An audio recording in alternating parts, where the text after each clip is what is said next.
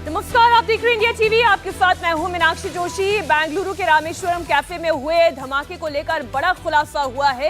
ये धमाका किसी सिलेंडर फटने की वजह से नहीं हुआ है, बल्कि ये खतरनाक आईडी ब्लास्ट था। इस खुलासे के बाद केंद्र से लेकर राज्य की जांच एजेंसियां हरकत में आ गई हैं और इसी बीच बेंगलुरु आईडी ब्लास्ट की संदिग्ध का वीडियो भी सामने आ चुका है। ब्लास्ट से ठीक 1 घंटे पहले ये संदिग्ध सीसीटीवी कैमरे में कैप्चर हुआ है। संदिग्ध के कंधे पर बैग और सिर पर टोपी नजर आ रही है। बताया जा रहा है कि कैफे में जो आईडी ब्लास्ट हुआ था उसे बैग में रखा गया था। इस धमाके में 9 लोग बुरी तरह से घायल हुए हैं। फिलहाल एआई के जरिए फेस रिकॉग्निशन सॉफ्टवेयर की मदद से आरोपी के चेहरे की पहचान कर ली गई है। उधर मौका वारदात पर एफएसएल बम निरोधक दस्ता और डॉग स्क्वाड की एक टीम जांच में जुटी हुई है। एनआईए की टीम भी बेंगलुरु पहुंच गई है।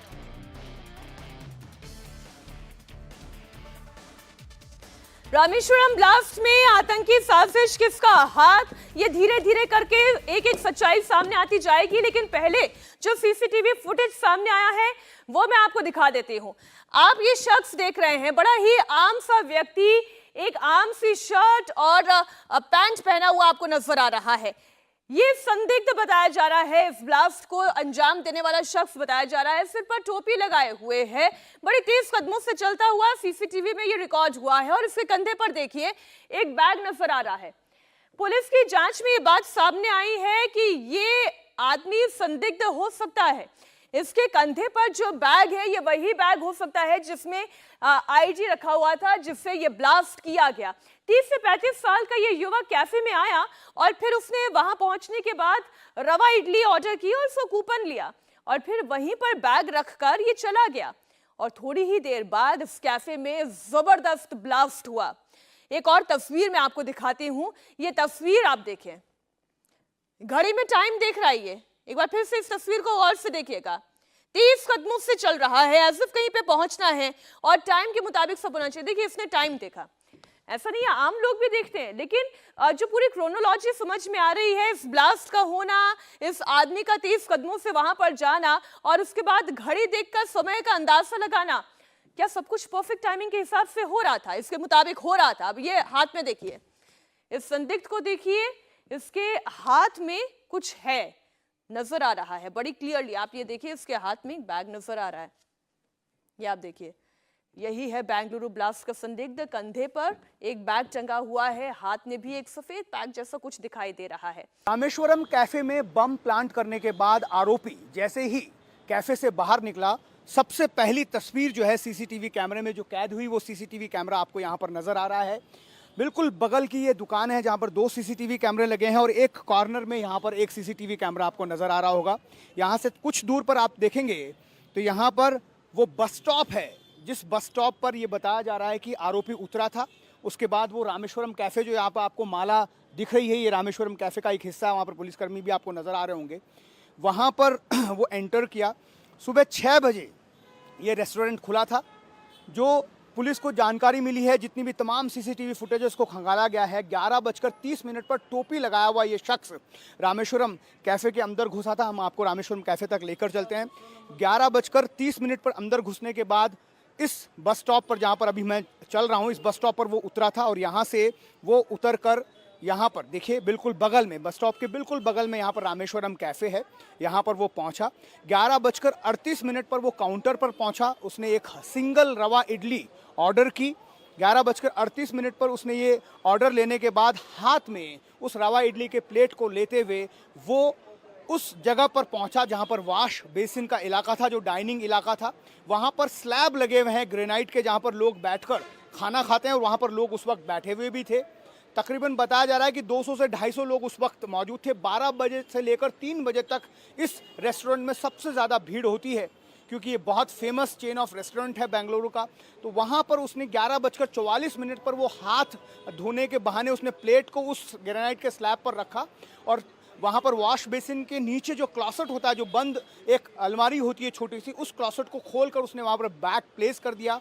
उसके बाद 44 मिनट पर वहां पर उसने वो वहां से वो उसने बैग प्लेस किया और 1 मिनट के बाद 11:45 पर वो वहां से बाहर निकलकर यहां से पैदल चलता हुआ बाहर की तरफ आया। और जैसे ही उसने इस बस स्टॉप को क्रॉस किया, बस स्टैंड को क्रॉस किया, वहां पर देखिए जो सीसीटीवी कैमरा आपको नजर आ रहा है, उस सीसीटीवी कैमरे में 11:54-55 पर उसकी पहली तस्वीर कैद हो गई। इसके बाद वो यहाँ से निकल गया और 1 घंटे के बाद तकरीबन 12:55-56 के बीच इस कैफ़े में ब्लास्ट होता है। और इसमें जो उस ग्रेनाइट स्लैब पर जो लोग वहाँ पर अपने ऑर्डर का वेट कर रहे थे या फिर ऑर्डर लेकर खाना खा रहे थे, वो लोग इसकी जद में आए। करीब 10 लोग जो है इसमें घायल हुए हैं, ऐसा कहा जा रहा है। ये पूरी टाइमलाइन जो है पुलिस ने उसको पूरी तरह से सीक्वेंस कर लिया है इस वजह से, और आर्टिफिशियल इंटेलिजेंस की मदद इस बार ली गई है। फेस रिकॉग्निशन सॉफ्टवेयर की मदद से सीसीटीवी फुटेजेस में जो भी उस शख्स की तस्वीरें नजर आई उसको और इम्प्रोवाइज किया गया और उस चेहरे को पहचान लिया गया है, ऐसा पुलिस का दावा है। और इसी वजह से पुलिस के टॉप सोर्सेस हमें बताते हैं कि वो दक्षिण कन्नड़ा ज़िले का रहने वाला है। हो सकता है कि उसका ताल्लुक ISIS केरला मॉड्यूल से हो। इस लाइन पर अभी जांच की जा रही है, FIR दर्ज हो चुकी है। और CCB की पुलिस, इसके अलावा यहाँ पर जो FSL की टीम है, NSG जो सेंट्रल एजेंसीज हैं, NIA की टीम है, इन सब के कोऑर्डिनेशन के साथ इस पूरे मामले की तहकीकात फिलहाल की जा रही है। बेंगलुरु पुलिस संदिग्ध की जांच कर रही है और इसी बीच एक और बड़ी खबर आ रही है। बेंगलुरु पुलिस ने IG ब्लास्ट केस में एक शख्स को हिरासत में ले लिया है। पुलिस इस शख्स से पूछताछ कर रही है। पुलिस सूत्रों के मुताबिक जिस व्यक्ति ने इस घटना को अंजाम दिया वो कर्नाटका के दक्षिण कन्नड़ा जिले का रहने वाला है। फिलहाल पुलिस ने सस्पेक्ट को हिरासत में ले लिया है और उससे पूछताछ कर रही है। आपको बता दें कि कल दोपहर को जब बेंगलुरु के रामेश्वर कैफे में धमाके की खबर सामने आई थी तो उस वक्त ये कहा गया था कि ये ब्लास्ट सिलेंडर फटने की वजह से हुआ है, लेकिन बाद में पुलिस और मुख्यमंत्री सिद्धरामैया ने साफ किया कि ये धमाका IED धमाका था जिसमें 9 लोग बुरी तरह से घायल हुए हैं। हमलावर बैग में विस्फोटक लेकर आया था। फिलहाल इस मामले में बेंगलुरु पुलिस ने UAPA के तहत केस दर्ज कर लिया है। सवाल यह है कि क्या जानबूझकर एक शाकाहारी रेस्टोरेंट जिसका नाम रामेश्वरम है उसे टारगेट किया गया? कैफे में लगे हुए CCTV में ब्लास्ट से पहले और उसके बाद के पलों को कैद किया गया आप देख रहे हैं। फुटेज में ग्राहक काउंटर के पास इंतजार करते हुए दिखाई दे रहे हैं और तभी एक वेटर काउंटर पर प्लेट रखने के लिए जा ही रहा था, वो रखने ही वाला होता है और तभी जोरदार धमाका हुआ और धमाके से कैफे का एक हिस्सा क्षतिग्रस्त हो गया। CCTV फुटेज में विस्फोट के बाद छत से मलबा गिरता हुआ और कैफे में हर तरफ धुआं ही धुआं नजर आ रहा है। एक शख्स दूर जाने की कोशिश में जमीन पर गिरता हुआ देखें आप। एक बार बड़ी गौर से इस तस्वीर को देखिए। सब कुछ ठीक चल रहा था, सब कुछ नॉर्मल लाइफ थी, हर दिन जैसे किसी भी कैफे में कामकाज होता है बिल्कुल वैसे हो रहा था, लेकिन तभी अचानक से ब्लास्ट हुआ। एक महिला वहीं फर्श पर गिरी हुई आपको इस तस्वीर में नजर आएगी। महिला ने उठने की कोशिश की लेकिन वो असफल हो गई। कैफे के अंदर एक दूसरे CCTV कैमरे में ओपन किचन और एक वेटिंग एरिया नजर आ रहा है। धमाके के बाद ग्राहक और काउंटर के पीछे मौजूद कर्मचारी मौके से भागते हुए नजर आ रहे हैं। आप देखें इन तस्वीरों को। रामेश्वरम कैफे बम ब्लास्ट मामले की जांच अब तेजी से की जा रही है। फिलहाल मौके पर NSG की टीम मौजूद है। आप देखिए इस बस के ठीक पीछे आपको वो कैनोपी नज़र आएगी जहां पर NSG की टीम जो है उस सेम स्पॉट पर मौजूद है जहां पर बैग रखा गया था जिसमें ब्लास्ट हुआ था। वहां पर फिलहाल जो है जांच की जा रही है।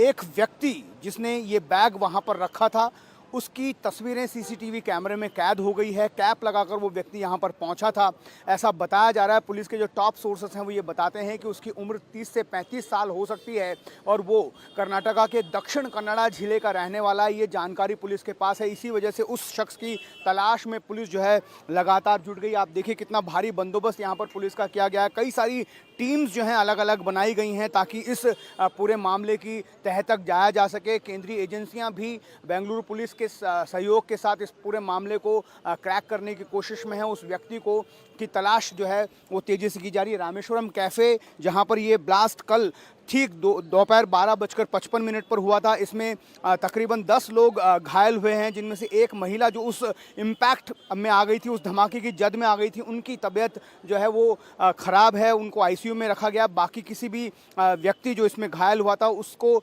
चिंताजनक स्थिति में नहीं है। हालांकि उस महिला की जो स्थिति है वो भी चिंता से बाहर है, ऐसा गवर्नमेंट के सोर्सेस जो हैं बता रहे हैं। कुल मिलाकर यहाँ पर केंद्रीय एजेंसियां भी पहुंच गई हैं और पुलिस का ये दावा है कि उस शख्स की पहचान भी कर ली गई है आर्टिफिशियल इंटेलिजेंस की मदद से, सारे तंत्रों की मदद से, और बहुत जल्दी उस शख्स को गिरफ्तार भी कर लिया जाएगा। एक व्यक्ति को डिटेन किया गया है, वो कौन है इसका खुलासा पुलिस अभी नहीं कर रही है, लेकिन ये माना जा रहा है कि वो शख्स वही हो सकता है जो यहाँ पर बैग में आकर जिसने बम रखा था। कुल मिलाकर ये एक्ट ऑफ टेरर है, इस बात की आधिकारिक पुष्टि अभी तक पुलिस ने नहीं की है, लेकिन जो इन्वेस्टिगेशन हो रहा है वो उसी दिशा में किया जा रहा है कि एक आतंकी साजिश है। और ऐसे पुलिस के टॉप सोर्सेस हमें बताते हैं कि इस धमाके के पीछे ISIS केरला मॉड्यूल का हाथ हो सकता है। उस बारे में भी जो CCB पुलिस है, जिसके पास फिलहाल ये जांच है, वो इन कड़ियों को भी जोड़ने की लगातार कोशिश में जुट गई हैं। इस हादसे की जांच के लिए NIA की टीम भी मौके पर पहुंच गई है। घटनास्थल से नट, बोल्ट और छर्रे पाए गए हैं, जिसके बाद मामले की जांच को आतंकवादी संगठन से जोड़कर देखा जा रहा है। जांच एजेंसी 3 मॉड्यूल्स को टारगेट में रखकर ये जांच कर रही है। इन तीनों में पहला नाम ISIS का बिलारी, दूसरा PFI मॉड्यूल और तीसरा लश्कर तैयबा है। जांच एजेंसी इन्हें अपने टारगेट पर इसलिए रखे हुए है क्योंकि इन सभी आतंकी मॉड्यूल के काम करने के तरीके इस ब्लास्ट से हूबहू मेल खाते हैं। तीनों आतंकी मॉड्यूल काफी समय से बेंगलुरु को टारगेट में रखे हुए हैं और इसके खिलाफ एक साजिश रच रहे थे।